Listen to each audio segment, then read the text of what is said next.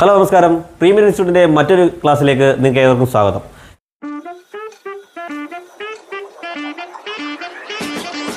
ഇന്ന് നമ്മൾ പുതിയൊരു ടോപ്പിക്കുമായിട്ടാണ് നിങ്ങളുടെ മുന്നിലേക്ക് എത്തിയിരിക്കുന്നത്. LD ടൈപ്പിസ്റ്റിൻ്റെ സിലബസിലുള്ള ഏറ്റവും പ്രധാനപ്പെട്ട ഒരു വിഷയമാണ് നമ്മളിന്ന് ഡിസ്കസ് ചെയ്യാൻ പോകുന്നത്. ഓക്കെ, എന്താണെന്ന് ചോദിച്ചു കഴിഞ്ഞാൽ സോഷ്യൽ നെറ്റ്വർക്കിംഗ് ആണ് നമ്മൾ ഇന്ന് എടുക്കാൻ പോകുന്ന ടോപ്പിക്. വളരെ ഇമ്പോർട്ടൻ്റ് ആയ ടോപ്പിക്കാണ്. എന്താണ് സോഷ്യൽ നെറ്റ്വർക്കിംഗ് എന്ന് പറയുന്നത്, എന്താണ് സോഷ്യൽ നെറ്റ്വർക്കിൽ ഉൾപ്പെട്ടത് എന്നൊക്കെ നമുക്കൊന്ന് ജസ്റ്റ് നോക്കാം. നിങ്ങളെല്ലാവർക്കും അറിയാവുന്ന ഒരു ടേമാണ് സോഷ്യൽ നെറ്റ്വർക്കിംഗ് എന്ന് പറയുന്നത്. നമുക്കറിയാം, മനുഷ്യ ഒരു സോഷ്യൽ അനിമലാണ്. നമുക്ക് സമൂഹത്തോടു കൂടി അല്ലാതെ നിൽക്കാൻ കഴിയില്ല. ഒറ്റയ്ക്കൊരിക്കലും ജീവിക്കുന്നത് ഒരു പ്രാവർത്തികമായിട്ടുള്ള കാര്യമല്ല. അപ്പോൾ സോഷ്യലായിട്ട് മനുഷ്യർ തമ്മിൽ എങ്ങനെയൊക്കെ നമുക്ക് കമ്മ്യൂണിക്കേറ്റ് ചെയ്യാം, എങ്ങനെയൊക്കെ സഹകരിക്കാം, അതൊക്കെ നമുക്ക് ഓൾറെഡി അറിയാവുന്നതാണ്. എന്നാൽ ഡിജിറ്റലായിട്ടുള്ള ഉപകരണങ്ങൾ ഉപയോഗിച്ചുകൊണ്ട് എങ്ങനെ നമുക്ക് സമൂഹവുമായി ഇടപെടാം, എങ്ങനെ വ്യക്തികളുമായിട്ട് നമുക്ക് കമ്മ്യൂണിക്കേറ്റ് ചെയ്യാം എന്നതാണ് സോഷ്യൽ നെറ്റ്വർക്ക് എന്നുകൊണ്ട് ഉദ്ദേശിക്കുന്നത്. Social networking involves using online platforms to build and maintain relationship with others. അതായത് മറ്റുള്ളവരുമായിട്ട് റിലേഷൻഷിപ്പ്, ബന്ധങ്ങൾ വെച്ചുകൊണ്ട് അല്ലെങ്കിൽ ബന്ധങ്ങൾ പുലർത്താനും അത് എങ്ങനെയാണ് പുലർത്തുന്നത്? ഓൺലൈൻ പ്ലാറ്റ്ഫോമുകൾ വഴിയാണ്. ഓൺലൈനായിട്ടുള്ള പല പല പ്ലാറ്റ്ഫോമുകൾ, അതിനാണ് നമ്മൾ സോഷ്യൽ നെറ്റ്വർക്കിംഗ് ആപ്പുകൾ എന്ന് പറയുന്നത്. അത്തരം പ്ലാറ്റ്ഫോമുകൾ ഉപയോഗിച്ചുകൊണ്ട് നമ്മൾ എന്ത് ചെയ്യുന്നു? ജനങ്ങളുമായിട്ട് റിലേഷൻഷിപ്പ് വെക്കുന്നു, അല്ലെങ്കിൽ മറ്റുള്ള മനുഷ്യരുമായിട്ട് റിലേഷൻഷിപ്പ് വെക്കുന്നു. നമ്മുടെ ഇൻഫർമേഷൻസ് ഷെയർ ചെയ്യുന്നു. നമുക്ക് അറിയാവുന്ന വിവരങ്ങൾ, നമ്മുടെ കയ്യിലുള്ള കാര്യങ്ങൾ നമ്മൾ എന്ത് ചെയ്യുന്നു? അവരുമായിട്ട് ഷെയർ ചെയ്യുന്നു. അടുത്തതോ, എൻഗേജ് വിത്ത് കമ്മ്യൂണിറ്റീസിൽ സമൂഹത്തിലുള്ള മറ്റു ആൾക്കാരുമായിട്ട് എന്ത് ചെയ്യുന്നു? നമ്മൾ എൻഗേജ് ചെയ്യുന്നു, അല്ലെങ്കിൽ അവരുമായിട്ട് സംവദിക്കുന്നു. ഇതിനെല്ലാം ഉപയോഗിക്കുന്ന ഒരു കോമൺ ടെക്നോളജിയാണ്, അല്ലെങ്കിൽ കോമൺ സങ്കേതമാണ് സോഷ്യൽ നെറ്റ്വർക്കിംഗ് എന്ന് പറയുന്നത്. അപ്പോൾ നമുക്ക് മറ്റുള്ളവരുമായിട്ട് സംസാരിക്കാനും, അതായത് നമ്മളൊരു മുറിയിൽ അടച്ച് ഇരിക്കുകയാണ്, അല്ലെങ്കിൽ മുറിയിൽ ഒറ്റപ്പെട്ട് പോയിരിക്കുകയാണ്, നമുക്ക് എന്ത് ചെയ്യണം? ജനങ്ങളുമായിട്ട് സംസാരിക്കണം, മറ്റുള്ളവരുമായിട്ട് നമുക്ക് കാര്യങ്ങൾ കൈമാറണം. അപ്പോൾ അതിനൊക്കെ എന്ത് ഉപയോഗിക്കാം? ഓൺലൈൻ പ്ലാറ്റ്ഫോമുകൾ ഉപയോഗിക്കാം. അങ്ങനെ ഉപയോഗിക്കുന്നതിനാണ് നമ്മൾ സോഷ്യൽ നെറ്റ്വർക്കിംഗ് എന്ന് പറയുന്നത്. These platforms allow users to create profiles, connect with friends and colleagues and participate in discussions, group and interaction through text, photos and videos. ഇത് എന്തിനാണ് ഉപയോഗിക്കുന്നത് എന്നാണ് ഈ ഒരു ഭാഗത്തിൽ പറയുന്നത്. ക്രിയേറ്റ് പ്രൊഫൈലുകൾ ക്രിയേറ്റ് ചെയ്യാൻ. നമുക്ക് എല്ലാവർക്കും അറിയാം, നമ്മൾ ഒരു സോഷ്യൽ നെറ്റ്വർക്കിംഗ് ഉപയോഗിക്കുകയാണെങ്കിൽ അവിടെ എല്ലാം നമുക്കൊരു പ്രൊഫൈൽ കാണും. നമുക്ക് എല്ലായിടത്തും എന്ത് കാണും? ഒരു പ്രൊഫൈൽ കാണും. ഈ ഒരു പ്രൊഫൈലിലൂടെ ആയിരിക്കും നമ്മൾ എന്ത് ചെയ്യുന്നത്? മറ്റുള്ളവരുമായിട്ട് കമ്മ്യൂണിക്കേറ്റ് ചെയ്യുന്നത്. അപ്പോൾ എല്ലാവർക്കും മറ്റുള്ളവരോട് കമ്മ്യൂണിക്കേറ്റ് ചെയ്യണമെങ്കിൽ നമ്മൾ ഏത് ഓൺലൈൻ പ്ലാറ്റ്ഫോമാണ് ഉപയോഗിക്കുന്നത്, അവിടെ ഒരു പ്രൊഫൈൽ നമുക്ക് അത്യാവശ്യമാണ്. നമ്മുടെ വിവരങ്ങളാണെങ്കിൽ ഈ ഒരു ഭാഗത്തെ വിളിക്കുന്ന പേരാണ് നമ്മുടെ പ്രൊഫൈൽ എന്ന് പറയുന്നത്. വെച്ചാൽ നമ്മളെ മറ്റുള്ളവർക്ക് തിരിച്ചറിയാൻ വേണ്ടുന്ന ഒരു അക്കൗണ്ട്, അതിനെയാണ് നമ്മൾ വിളിക്കുന്നത് പ്രൊഫൈൽ എന്ന് വിളിക്കുന്നത്. അതുകൊണ്ട് നമ്മൾ എന്താ ചെയ്യുന്നത്? ഫ്രണ്ട്സുമായിട്ട് കണക്ട് ചെയ്തു, മറ്റുള്ളവരായിട്ട് എന്ത് ചെയ്യുന്നു? നമ്മുടെ ഫ്രണ്ട്സ് ആവട്ടെ, അല്ലെങ്കിൽ നമ്മുടെ കൂടെ ജോലി ചെയ്യുന്നവരാട്ടെ, അവരുമായിട്ട് നമ്മൾ എന്ത് കണക്റ്റഡ് ആയിട്ടിരിക്കുന്നു. അല്ലെ, വീട്ടിൽ വന്നാലും നമ്മൾ അവരുമായിട്ട് കണക്റ്റഡ് ആയിട്ടിരിക്കുന്നു. നമ്മൾ എന്തിനൊക്കെ ഉപയോഗിക്കുന്നു? ഡിസ്കഷൻസ് ചെയ്യാനായിട്ട്, അതായത് ഗ്രൂപ്പുമായിട്ടോ അല്ലെങ്കിൽ മറ്റുള്ളവരുമായിട്ടോ ഡിസ്കഷൻസ്, നമ്മുടെ കാര്യങ്ങൾ ഡിസ്കസ് ചെയ്യാനായിട്ട് നമ്മളിത് ഉപയോഗിക്കുന്നു. അതെങ്ങനെയാണ്? ഡിസ്കഷൻ പല രീതിയിലാവാം. ടെക്സ്റ്റിലൂടെ ആവാം, ഫോട്ടോസ് ഷെയർ ചെയ്തുകൊണ്ടാവാം, വീഡിയോസ് ഷെയർ ചെയ്തുകൊണ്ടാവാം. പല രീതിയിൽ നമുക്ക് എന്ത് ചെയ്യാം? അവരുമായിട്ട് ഇൻട്രാക്ട് ചെയ്യാനായിട്ട് പറ്റും. ഇങ്ങനെ മറ്റുള്ളവരുമായിട്ട് ഇൻട്രാക്ട് ചെയ്യാനും മറ്റുള്ളവർ നമ്മൾ ഉണ്ടെന്ന് അറിയിക്കാനും അത്തരം കാര്യങ്ങൾക്കാണ് നമ്മൾ ഈ പറയുന്ന സോഷ്യൽ നെറ്റ്വർക്കിംഗ് യൂസ് ചെയ്യുന്നത്. ഈ സോഷ്യൽ നെറ്റ്വർക്കിൻ്റെ സഹായത്തോടെ നമുക്ക് ഇതെല്ലാം ചെയ്യാൻ സഹായിക്കുന്ന ആപ്പുകളെയാണ് നമ്മൾ വിളിക്കുന്നത് സോഷ്യൽ മീഡിയ ആപ്പുകളെന്ന്. അത്തരം ആപ്പുകളെ നമ്മൾ വിളിക്കുന്ന പേരാണ് സോഷ്യൽ മീഡിയ ആപ്പുകൾ എന്ന് പറയുന്നത്. ഒരുപാട് ഉദാഹരണം നമുക്കറിയാം. ഫേസ്ബുക്ക് ആയാലും വാട്സപ്പ് ആയാലും ഇൻസ്റ്റഗ്രാം ആയാലും അതെല്ലാം ഈ സോഷ്യൽ മീഡിയ ആപ്പുകളിൽ വരുന്ന കാര്യങ്ങളാണ്. ഓക്കെ, നമ്മുടെ സിലബസിൽ തന്നെയുള്ള വളരെ പ്രധാനപ്പെട്ട ഒരു ഭാഗമാണ് സോഷ്യൽ നെറ്റ്വർക്കിംഗ് എന്ന് പറയുന്നത്. അതിൻ്റെ ഒരു എന്താണ് സോഷ്യൽ നെറ്റ്വർക്കിംഗ് എന്നാണ് ഞാൻ ഇത്രയും നേരം പറഞ്ഞത്. നമ്മൾ ഇനി പറയാൻ പോകുന്നത് ഏതൊക്കെ സോഷ്യൽ മീഡിയകളാണ് നമുക്ക് ഉള്ളതെന്നാണ്. അതായത് നമ്മളെ ഇത്തരം രീതിയിൽ കമ്മ്യൂണിക്കേറ്റ് ചെയ്യാൻ സഹായിക്കാനായിട്ട് ഏതൊക്കെ സോഷ്യൽ മീഡിയകളുണ്ടെന്നാണ് നമ്മൾ ഇനി ഡിസ്കസ് ചെയ്യാനായിട്ട് പോകുന്നത്.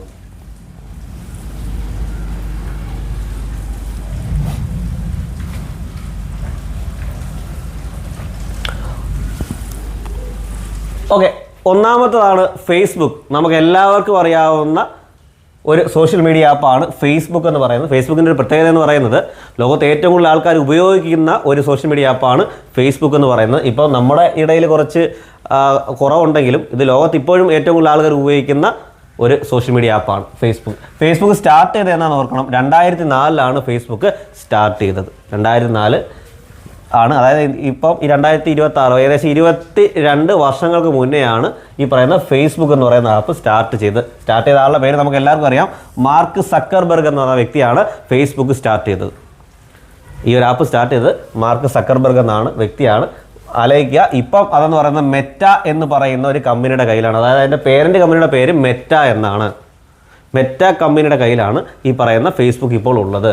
സക്കർബർഗാണ് അതിൻ്റെ സ്ഥാപകൻ എന്ന് പറയുന്ന വ്യക്തി തുടങ്ങിയതാണ്. ഫേസ്ബുക്ക് ഒരു പ്രത്യേകത, ഫേസ്ബുക്ക് എന്ന് പറയുന്ന ആ ഒരു സ്ഥാപനം ഇന്ത്യയിലെ 6 ലാംഗ്വേജുകളിൽ, ഇന്ത്യയുടെ 6 ലാംഗ്വേജ്, അതായത് മലയാളം, തമിഴ്, തെലുങ്ക്, കന്നഡ, ബംഗാളി, ഹിന്ദി എന്നീ 6 ലാംഗ്വേജിൽ ഡിജിറ്റൽ ലിറ്ററസി ലൈബ്രറി, ഒന്ന് ഓർത്ത് വെച്ചേക്കുക, ചോദിക്കാൻ സാധ്യതയുള്ള ക്വസ്റ്റൻ ആണ്. ഡിജിറ്റൽ ലിറ്ററസി ലൈബ്രറി ഫേസ്ബുക്ക് സ്ഥാപിതമാക്കിയത് 6 ഇന്ത്യൻ ലാംഗ്വേജിലാണ് അത് തുടങ്ങിയത്.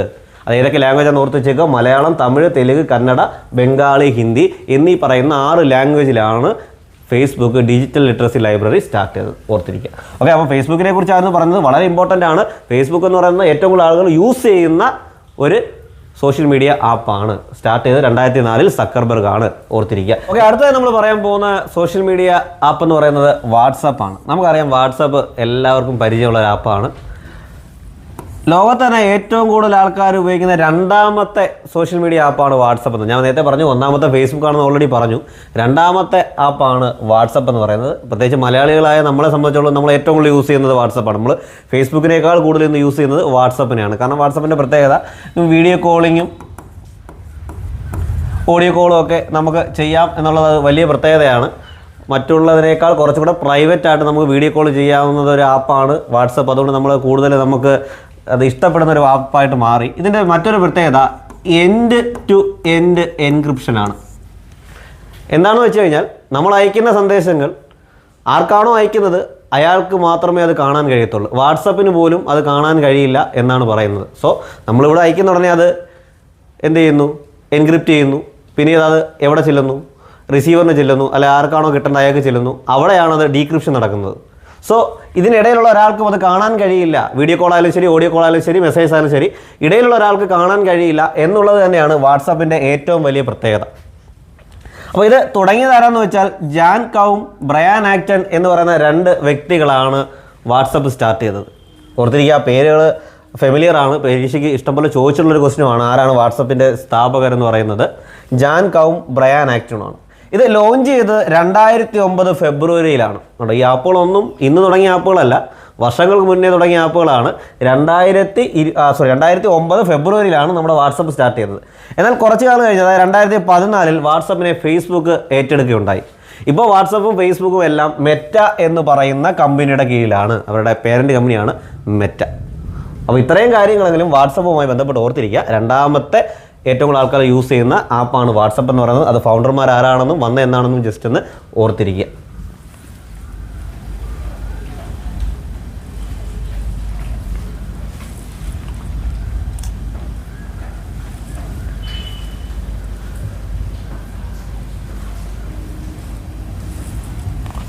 അടുത്തായിട്ട് നമ്മൾ പറയാൻ പോകുന്ന ആപ്പ് എന്ന് പറയുന്നത് ട്വിറ്ററാണ്. ഓക്കെ, എല്ലാവർക്കും പരിചയമുള്ള ഒരു ആപ്പാണ് ട്വിറ്റർ എന്ന് പറയുന്നത്. ട്വിറ്റർ എന്ന് പറയുന്നത് ഒരു മൈക്രോ ബ്ലോഗിംഗ് ആപ്പാണ്. മൈക്രോ ബ്ലോഗിംഗ് ആപ്പ് എന്താണെന്ന് ചോദിച്ചു കഴിഞ്ഞാൽ നമ്മുടെ ആശയങ്ങളും നമ്മുടെ ചിന്തകളും ചോദ്യങ്ങളും ഒക്കെ വളരെ ചുരുങ്ങിയ വാക്കുകളിൽ രേഖപ്പെടുത്താൻ, പ്രകടിപ്പിക്കാൻ നമ്മൾ ഉപയോഗിക്കുന്ന ആപ്പുകളെയാണ് മൈക്രോ ബ്ലോഗിംഗ് ആപ്പുകൾ എന്ന് പറയുന്നത്. ഇപ്പോൾ ഓർത്തിരിക്കുക, മൈക്രോ ബ്ലോഗിംഗ്. ഈ ഒരു ടൈം ഓർത്ത് വെച്ചേക്കുക. മൈക്രോ ബ്ലോഗിംഗ് ഉപയോഗിക്കുന്ന ഒരുപാട് ആപ്പുകൾ നമുക്ക് ഇന്ന് നിലവിലുണ്ട്. അതിലൊന്നാണ് ട്വിറ്റർ എന്ന് പറയുന്നത്. ഈ ട്വിറ്ററിൻ്റെ പ്രത്യേകത ഇൻ്റർനെറ്റിലെ SMS എന്നാണ് ട്വിറ്ററിനെ അറിയപ്പെടുന്നത്. ഇൻ്റർനെറ്റ് സർവീസിലെ SMS എന്നാണ് ട്വിറ്ററിനെ അറിയപ്പെടുന്നത്. ഇത് ഫൗണ്ട് ചെയ്തത് ജാക്ക് ഡോർസിയാണ്. ജാക്ക് ഡോർസി എന്ന് പറയുന്ന ഒരു വ്യക്തിയാണ് ഈ ട്വിറ്റർ സ്ഥാപിച്ചത്. ഇത് ലോഞ്ച് ചെയ്തത് മാർച്ച് 2006. കണ്ടോ, കുറച്ചും കൂടെ മുന്നേ, അതായത് ഫേസ്ബുക്ക് തുടങ്ങിയതിന് ശേഷം തുടങ്ങിയതാണ്. എന്നാലും കുറച്ചും കൂടെ മുന്നേ തുടങ്ങി. അതായത് കുറേ കാലങ്ങളായി ട്വിറ്റർ തുടങ്ങിയിട്ട് 2006 മാർച്ചിലാണ് ട്വിറ്റർ സ്റ്റാർട്ട് ചെയ്തത്. ഇനി ഇതിൻ്റെ ഒരു പ്രത്യേകത, ട്വിറ്ററിൽ അയക്കുന്ന മെസ്സേജുകളെ നമ്മൾ വിളിക്കുന്ന ഒരു ട്വീറ്റ് എന്നാണ്. ഓർത്ത് വെക്കുക, അതിനെ നമ്മൾ ട്വീറ്റ് എന്ന് വിളിക്കും. ട്വിറ്ററിലൂടെ അയക്കുന്ന മെസ്സേജുകളെ ട്വീറ്റ് എന്നാണ് വിളിക്കുന്നത്.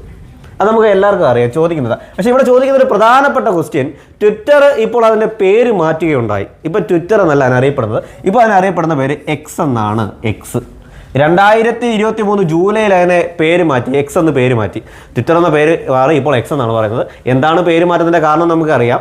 ട്വിറ്ററിനെ ഇലോൺ മസ്ക് എന്ന് പറയുന്ന വ്യക്തി ഏറ്റെടുത്തതിന് ശേഷമാണ് എക്സ് എന്ന പേര് വന്നത്. ഇലോൺ മസ്ക് ആരാണെന്നറിയാം. സ്പേസ് എക്സ് എന്ന സ്പേസ് സ്ഥാപനത്തിൻ്റെ ഉടമയും ടെസ്ല എന്ന് പറയുന്ന ഇലക്ട്രോണിക് വെഹിക്കിൾസ് അല്ലെങ്കിൽ ഇലക്ട്രിക്കൽ വെഹിക്കിൾസ്, അതായത് ഇലക്ട്രോണിക് വാഹനങ്ങൾ അല്ലെങ്കിൽ ഇലക്ട്രിക്കൽ വാഹനങ്ങളുടെ നിർമ്മാതാക്കളായ ടെസ്ല എന്നീ പറയുന്ന 2 കമ്പനികളുടെ സ്പേസ് എക്സ് അല്ലെങ്കിൽ ടെസ്ല, ഈ 2 കമ്പനികളുടെ സ്ഥാപകനായിട്ടുള്ള ഇലോൺ മസ്ക് ട്വിറ്ററിനെ ഏറ്റെടുത്തത് മൂലം അന്ന് തൊട്ടാണ് അതിൻ്റെ പേര് എക്സ് എന്ന് മാറ്റി തുടങ്ങിയത്. അപ്പോൾ വളരെ ഇമ്പോർട്ടൻ്റ് ആയിട്ടുള്ള ഒരു സോഷ്യൽ മീഡിയ ആപ്പാണ് ട്വിറ്റർ എന്ന് പറയുന്നത്. അതിന് ധാരാളം ക്വസ്റ്റ്യൻ ചോദിക്കാറുണ്ട്. അടുത്തതായിട്ട് നമ്മൾ പറയാൻ പോകുന്നതാണ് ഇൻസ്റ്റഗ്രാം എന്ന് പറയും. ഇൻസ്റ്റഗ്രാമിനെ കുറിച്ച് എല്ലാവർക്കും അറിയാം. നമ്മൾ ഇന്ന് ഏറ്റവും കൂടുതൽ യൂസ് ചെയ്യുന്ന ഒരു ആപ്പാണ് ഇൻസ്റ്റഗ്രാം എന്ന് പറയുന്നത്. അതിനകത്ത് നമുക്കൊരു പ്രൊഫൈൽ കാണും. ആ പ്രൊഫൈലിലൂടെ നമ്മൾ നമ്മുടെ ചിത്രങ്ങളും നമ്മുടെ വീഡിയോകളും നമുക്ക് പറയാനുള്ള കാര്യങ്ങളൊക്കെ നമ്മൾ മറ്റുള്ളവർക്ക് ഷെയർ ചെയ്യും. ഇതിൻ്റെ ഒരു പ്രത്യേകത, Instagram is an American photo short form video sharing social media network. അതായത് ഷോർട്ട് ഫോം വീഡിയോ. ഈ ഷോർട്ട് ഫോം വീഡിയോ വിളിക്കുന്ന മറ്റൊരു പേരാണ് എന്ത്, റീലുകളെന്ന്. നമ്മൾ അറിയത്തില്ല, നമ്മൾ ഇൻസ്റ്റഗ്രാമിലൂടെ റീലുകളാണ് പോസ്റ്റ് ചെയ്യുന്നത്. അതായത് ഷോർട്ട് ഫോം, ഒരു ചുരുങ്ങിയ സമയത്തിലെടുക്കുന്ന 1 മിനിറ്റോ അല്ലെങ്കിൽ 2 മിനിറ്റോ അല്ലെങ്കിൽ 3 മിനിറ്റോ അങ്ങനെയുള്ള ചെറിയ സമയത്തിലെടുക്കുന്ന വീഡിയോകളെയാണ് നമ്മൾ ഷോർട്ട് ഫോം വീഡിയോകൾ എന്ന് പറയുന്നത്. അല്ലെങ്കിൽ അതിന് മറ്റൊരു പേര് വിളിക്കാം, റീലെന്ന് വിളിക്കാം. യൂട്യൂബിലാണ് അതിനെ വിളിക്കുന്ന ഒരു ഷോർട്സ് എന്നാണ്. ഇത്തരം വീഡിയോകൾ അപ്ലോഡ് ചെയ്യാനും അല്ലെങ്കിൽ അത്തരം ഷോർട്ട് ഫോം വീഡിയോയിലൂടെ നമ്മുടെ കാര്യങ്ങൾ മറ്റുള്ളവരിലേക്ക് അറിയിക്കാൻ ഉപയോഗിക്കുന്ന ഒരു ആപ്പാണ് ഇൻസ്റ്റഗ്രാം എന്ന് പറയുന്നത്.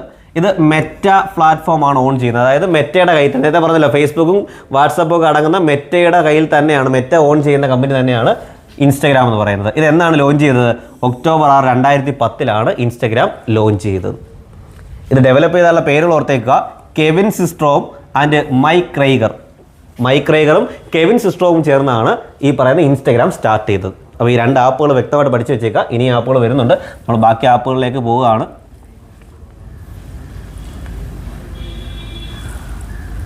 അടുത്തൊരു ആപ്പാണ് ട്രൂത്ത് സോഷ്യൽ. ചിലർക്ക് പരിചയം കാണും, ചിലർക്ക് പരിചയമേ കാണാത്തൊരു ആപ്പാണ്.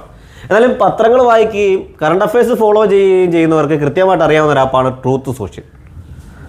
എന്താ കാരണം എന്ന് വെച്ച് കഴിഞ്ഞാൽ, it is an American alt tech social media platform. അതിനകത്ത് ആൾടെക് എന്നുള്ള വാക്ക് ശ്രദ്ധിക്കുക. ഓൾട്ടർനേറ്റീവ് ടെക്നോളജി എന്നതിൻ്റെ ഷോർട്ട് ഫോമാണ് ആൾടെക്. എന്താണ് ആൾടെക് പ്ലാറ്റ്ഫോം? അതായത് വാട്സപ്പ്, ഫേസ്ബുക്ക്, ഇൻസ്റ്റാഗ്രാം എല്ലാം വലിയ കമ്പനികളാണ്, വലിയ കമ്പനികളാണ്. അവയുടെ അതേ പ്രവൃത്തികൾ ചെയ്യുന്ന എന്നാൽ ചെറിയ തോതിൽ പ്രവർത്തിച്ച് തുടങ്ങുന്ന ആപ്പുകളെയാണ് നമ്മൾ ഓൾടെക് സോഷ്യൽ മീഡിയ ആപ്പുകൾ എന്ന് പറയുന്നത്. അതായത് ഓൾട്ടർനേറ്റീവായിട്ട് നമ്മൾ അതിന് പകരമായിട്ട് വരുന്ന ആപ്പുകൾ. അപ്പോൾ ഇത് എന്തിന് പകരമായിട്ട് വന്നു വെച്ചാൽ, ട്വിറ്ററിന് പകരമായിട്ട് വന്ന ഒരാപ്പാണ് എന്തെന്ന് പറയുന്നത്, ട്രൂത്ത് സോഷ്യൽ എന്ന് പറയുന്നത്. ട്വിറ്ററിന് പകരമായിട്ട് വന്നതാണ്. അതുകൊണ്ട് ഇതിനെ ട്വിറ്റർ ക്ലോൺ എന്ന് വിളിക്കാറുണ്ട്. ട്വിറ്റർ ക്ലോൺ എന്ന് വിളിക്കുന്ന ഒരു ആപ്പാണ് ട്രൂത്ത് സോഷ്യൽ. ഇത് ആരാ കൊണ്ടുവന്നതെന്നാണ് ഇതിനകത്ത് ഇമ്പോർട്ടൻറ്റ്. ആരാണ്? Owned by Trump media and technology group. ആരാണ്? ട്രംപിൻ്റെ ഉടമസ്ഥതയിലുള്ള ഒരു സോഷ്യൽ മീഡിയ ആപ്പാണ് എന്തെന്ന് പറയുന്നത്, ട്രൂത്ത് സോഷ്യൽ. അതാണ് ഇതിൻ്റെ റെലവൻസ്. നമ്മളിപ്പോൾ യുദ്ധം ഉണ്ടായതാ, ഇറാനും ഇസ്രായേലും അമേരിക്കയും ചേർന്നുള്ള ഒരു യുദ്ധം ഉണ്ടായത് നമുക്കറിയാം. ആ യുദ്ധ സമയത്തും അല്ലാതെയും ഈ പറയുന്ന ട്രംപ് തൻ്റെ കാര്യങ്ങളെല്ലാം അറിയിക്കുന്നത് ട്രൂത്ത് സോഷ്യൽ എന്ന് പറയുന്ന സോഷ്യൽ മീഡിയയിൽ. അതിനൊരു കാരണമുണ്ട്. കാരണം 2022 ജനുവരിയിലുണ്ടായ ഒരു ആക്രമണം നിങ്ങൾ ഓർക്കുന്നുണ്ടായിരിക്കും, ക്യാപിറ്റോൾ ആക്രമണം എന്ന് പറയുന്നത്. അതായത് അമേരിക്കയുടെ ഭരണസിരാ കേന്ദ്രമായിട്ടുള്ള വൈറ്റ് ഹൗസിലുണ്ടായ ക്യാപിറ്റോൾ ആക്രമണത്തെ തുടർന്ന്, അതായത് ആ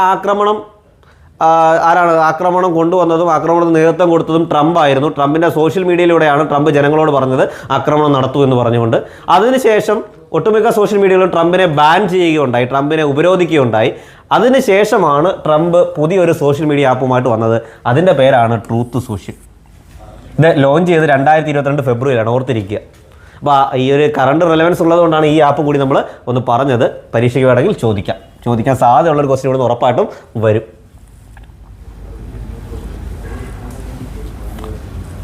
ഓക്കെ, നമ്മളിനി അടുത്തതായിട്ട് പറയുന്നത് ത്രെഡ് എന്ന് പറയുന്ന സോഷ്യൽ മീഡിയ ആപ്പാണ്. ത്രെഡ് എന്ന് പറയുന്ന സോഷ്യൽ മീഡിയ അറിയാലോ, ഇപ്പം പുതുതായിട്ട് വന്നൊരു സോഷ്യൽ മീഡിയ ആപ്പാണ് ത്രെഡ്. അതായത് ട്വിറ്ററിന് പകരമാവുന്ന രീതിയിൽ ഇൻസ്റ്റഗ്രാം ഇൻട്രൊഡ്യൂസ് ചെയ്ത ഒരു ആപ്പാണ് ഈ പറയുന്ന ത്രെഡ്സ് എന്ന് പറയുന്നത്. ഇൻസ്റ്റഗ്രാമാണ് ഈ ആപ്പ് ഇൻട്രൊഡ്യൂസ് ചെയ്തത്. കണ്ടോ, മൈക്രോ ബ്ലോഗിങ് ആപ്പാണ്. ഞാൻ നേരത്തെ പറഞ്ഞു ട്വിറ്റർ ഒരു മൈക്രോ ബ്ലോഗിങ് ആപ്പാണ്. സോ അതേപോലെ തന്നെ ഒരു മൈക്രോ ബ്ലോഗിങ് ആപ്പാണ് എന്തെന്ന് പറയുന്നത് ത്രെഡ്സ് എന്ന് പറയുന്നത്. ഇതിൻ്റെ ഉടമസ്ഥ ആർക്കാണ്? മെറ്റ പ്ലാറ്റ്ഫോമാണ്. മെറ്റയാണ് ഇത് ഓൺ ചെയ്യുന്നത്. മെറ്റയുടെ കയ്യിലാണ് ഇത് ഉള്ളത്.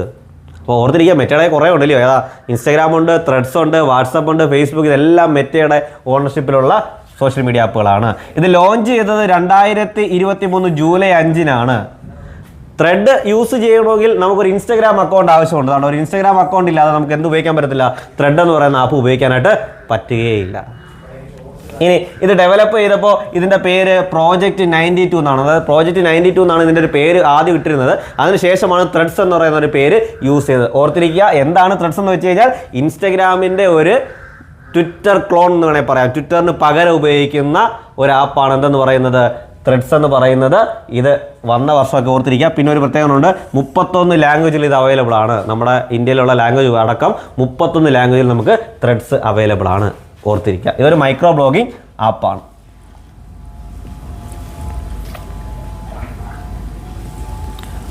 ഓക്കെ, ഇത്രയും നമ്മൾ പറഞ്ഞത് നമ്മൾ ഇന്ത്യയിൽ ഉപയോഗിക്കുന്ന എന്നാൽ ബഹിരാകാശ കമ്പനികളാണ്, മറ്റ് രാജ്യങ്ങളിലൊക്കെയാണ് ഇതിൻ്റെ ഹെഡ് ക്വാർട്ടേഴ്സ് എന്നൊക്കെ പറയുന്നത്. നമ്മൾ ഇനി പറയാൻ പോകുന്നത് ഇന്ത്യക്കാർ കണ്ടെത്തിയതും ഇന്ത്യയിൽ ഉപയോഗിക്കുന്നത്, അതായത് ഇന്ത്യൻ ഒറിജിൻ ആയിട്ടുള്ള ചില ആപ്പുകളെ കുറിച്ചാണ് ഇന്ന് പറയുന്നത്.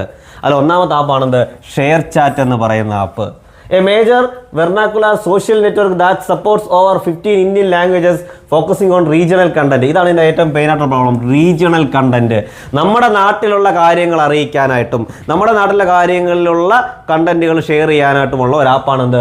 ഈ പറയുന്ന ഷെയർ ചാറ്റ്. ഒരു വെർനാക്കുലർ സോഷ്യൽ നെറ്റ്വർക്ക് ആക്റ്റാണ്. അതായത് നമ്മൾ കൂടുതലും വാർത്തകൾ അറിയാനും മറ്റു കാര്യങ്ങൾക്ക് വേണ്ടിയിട്ടാണ് ഈ ഒരു ഷെയർ ചാറ്റ് എന്ന് പറയുന്ന ആപ്പ് യൂസ് ചെയ്യുന്നത്. ഇന്ത്യൻ ഒറിജിൻ ആപ്പാണ്.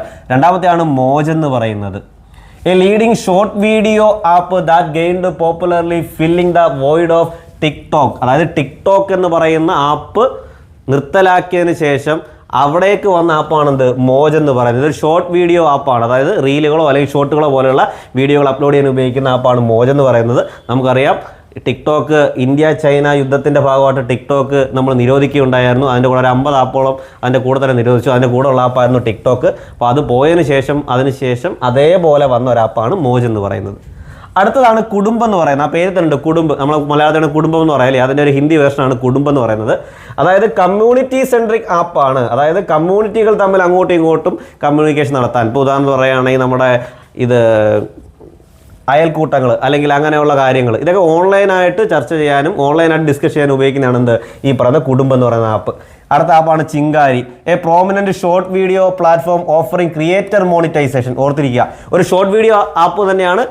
ചെറിയ അളവിൽ, അതായത് ചെറിയ സമയത്തിലെടുക്കുന്ന വീഡിയോകൾ അപ്ലോഡ് ചെയ്യാൻ ഉപയോഗിക്കുന്ന ആപ്പ് തന്നെയാണ്. പക്ഷേ ഒരു പ്രത്യേകതയാണ് ഓഫറിംഗ് ക്രിയേറ്റർ മോണിറ്റൈസേഷൻ എന്ന് വെച്ചാൽ നമ്മൾ ഇടുന്ന വീഡിയോകൾക്ക് റീച്ചിനും വ്യൂസിനും അനുസരിച്ച് നമുക്ക് ഇങ്ങോട്ട് പണം തരുന്ന ഒരു ആപ്പാണെന്ന് പറയുന്നത് ചിങ്കാരി. അവിടെ മോണിറ്റൈസേഷൻ ഉണ്ട്. നമ്മുടെ ഇൻസ്റ്റാഗ്രാം ആയാലും യൂട്യൂബ് ആയാലും അത്തരം ആപ്പുകളെല്ലാം മോണിറ്റൈസേഷൻ ഇപ്പോൾ അവൈലബിൾ ആണ്. അതേപോലെയുള്ള ഒരു ആപ്പാണെന്ത്? ചിങ്കാരി എന്ന് പറയുന്നത്. നെക്സ്റ്റ് വൺ കൂ. ഇന്ത്യയിൽ തന്നെ നിർമ്മിച്ച ഒരു മൈക്രോ ബ്ലോഗിങ് ആപ്പാണെന്ന് പറയുന്നത് കൂ എന്ന് പറയുന്നത്. വളരെ ഫേമസ് ആയിരുന്നു വന്ന സമയത്ത്. ട്വിറ്ററിനൊക്കെ പകരമാകും എന്ന് വിചാരിച്ചിരുന്ന ആപ്പാണ്. പക്ഷേ എന്ത് ചെയ്യാം, അത് നിർത്തലാക്കിയാണ് ഉണ്ടായത് പിന്നീട്. Xplurger, a travel focused Indian made social app. Travel focused, നമ്മുടെ യാത്രാ വിവരണങ്ങൾ, നമ്മുടെ യാത്രയുമായി ബന്ധപ്പെട്ട വീഡിയോകൾ, ഇതൊക്കെ അപ്ലോഡ് ചെയ്യാനായിട്ട് ഉപയോഗിക്കുന്ന ആപ്പാണെന്ത്? എക്സ്പ്ലർഗർ എന്ന് പറയുന്നത്. നമ്മുടെ യാത്രയുടെ കാര്യങ്ങളൊക്കെ നമ്മൾ മറ്റുള്ളവരെ അറിയിക്കുക, അതെന്താണെന്ന് മറ്റുള്ളവരോട് കാണിക്കുക, സ്ഥലങ്ങളെക്കുറിച്ച് പരിചയപ്പെടുത്തുക, അത്തരം കാര്യങ്ങൾ നടപ്പിലാക്കാനാണ് എക്സ്പ്ലർഗർ ഉപയോഗിക്കുന്നത്. അപ്പോൾ ഓർത്തിരിക്കുക, ഷെയർ ചാറ്റ്, മോജ്, കുടുംബ്, ചിങ്കാരി, കൂ, എക്സ്പ്ലർഗർ, ഇതെല്ലാം ഇന്ത്യൻ ഒറിജിൻ ആപ്പുകളാണ്, സോഷ്യൽ മീഡിയ ആപ്പുകൾ. അപ്പോൾ ഇന്ത്യൻ ഒറിജിൻ ആയിട്ടുള്ള ആപ്പുകളിൽ നിന്ന് ചിലപ്പോൾ ചോദ്യങ്ങൾ നല്ല രീതിയിൽ ചോദിക്കാൻ സാധ്യതയുണ്ട്.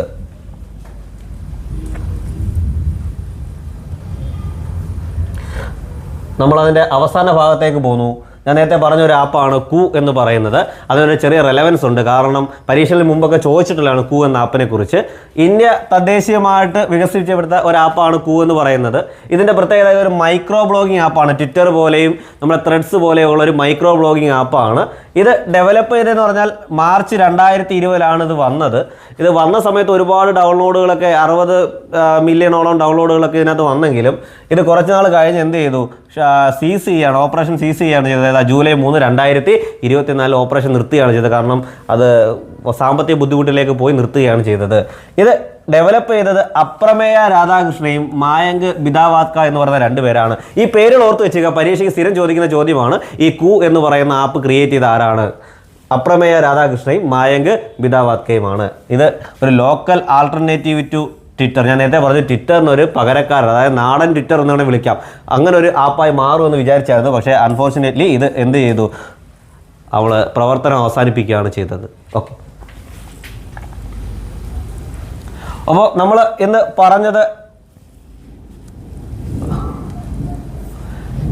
പറഞ്ഞത് സോഷ്യൽ മീഡിയകളെ കുറിച്ചായിരുന്നു.